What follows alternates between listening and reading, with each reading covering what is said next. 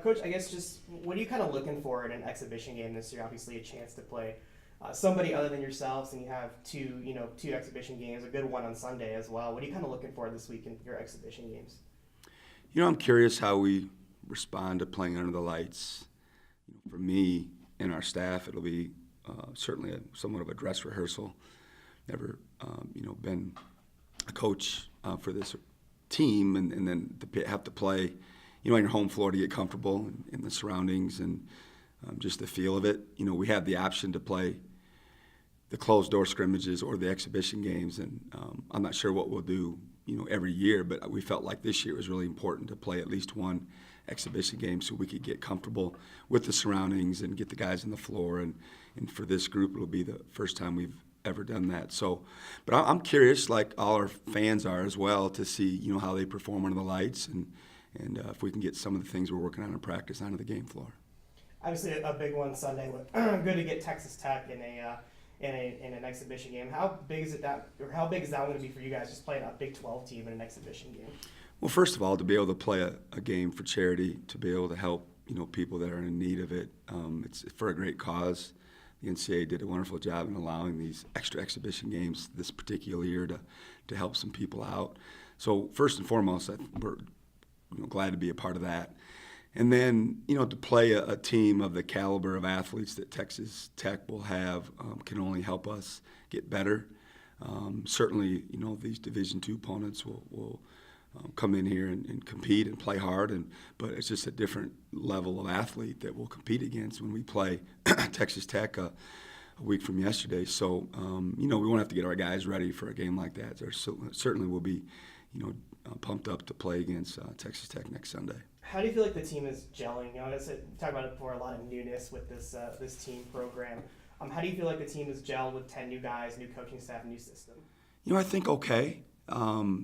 It's still a work in progress. It'll be something we'll talk about probably a lot in the early part of the season.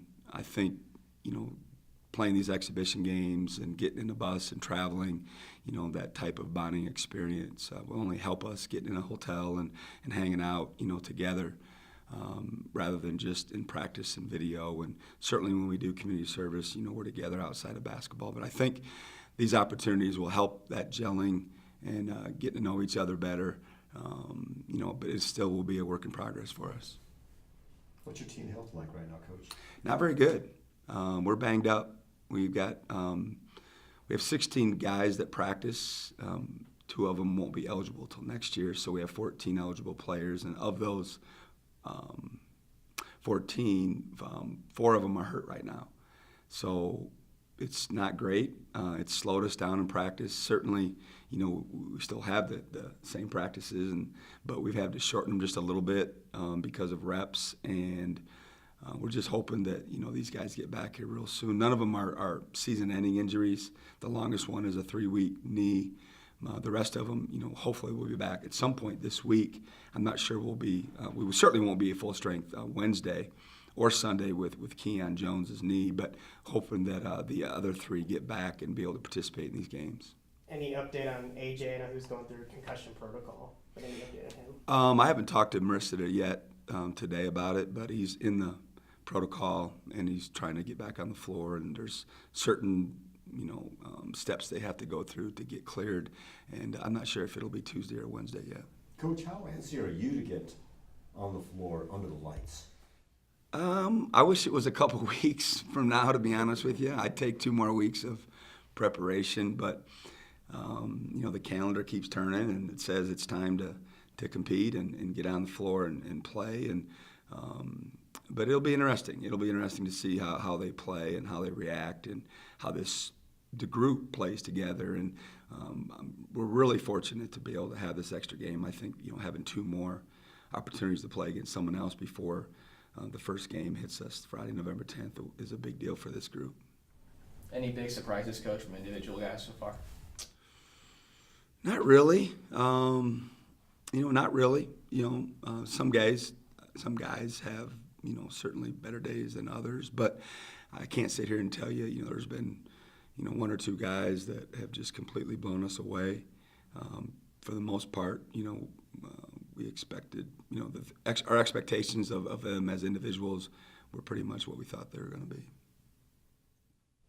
I guess with both your point guards kind of out right now, I think you had City and Joe both playing the point in the scrimmage on Saturday, which they both can. But they've both been playing it too. Do you expect them to kind of be on that role a little bit this week while both AJ and Sean are out? Well, whenever there's injuries, it's always an opportunity for someone else to step up and show what they can do. And Joe and City have trained at the point a little bit already, but to play it exclusively like that, they haven't done that thus far. But I think it gave our staff some confidence that in a pinch, both of those guys could handle the point guard responsibilities. But I think they're better suited to play different positions. But like I said, in the injury situation or a foul situation, we're pretty comfortable with either one of those guys running the team. City looks like he's 100%. He's looked pretty good so far. What do you like about him? Obviously, he had a good year last year. But what have you liked about him since you've taken over the program?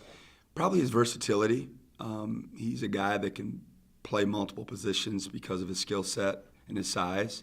And he's a smart basketball player. He's been able to pick up multiple positions, which isn't easy to do in our system, especially in your first year, but he's proven to be able to do that. And then he's just a dynamic athlete. He's a guy that just, when I'm anticipating him making a play when you really need it, a big steal or a big offensive rebound or what have you. And he just can turn the game, I think, with his athletic ability and especially on the defensive end. So we're glad that he's practicing full-time now, and we're hoping that all those injuries are behind him, but he looks good right now, like you said. Do you guys feel like at this point you can go pretty deep? Obviously, you have some injuries right now, but can go pretty deep on your bench. Like you said, you want to get down to 9 or 10 or even 11. Like, do you feel like you're at that point, or is that something you're going to have to develop as the season goes along? I think this week will be a huge test for some of those guys that are on the 9, 10, 11, 12 bubble right now to see if, they can prove to us that, they can help the score go the right direction if we put them in the game. And I talk about that all the time with our guys. It's like, when you go in the game, that the score needs to go the right direction or you're probably going to be coming out. So to have two opportunities like this under the lights to see where we're at with some individuals, we got a pretty good idea of the 8 or 9 that are going to play for sure. But will we be able to go deeper, I think will depend on the productivity that these guys have this week. What do you know about Southeastern Oklahoma?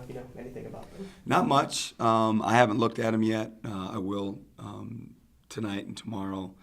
We'll certainly do a scout, but it won't be quite as in-depth as a normal scout would be. It'd be more about ourselves. But I know their head coach really well, Coach Green. Got a lot of respect for him. He's been doing this a long, long time. They've always had good teams, and I'm sure they'll have their boys ready to go.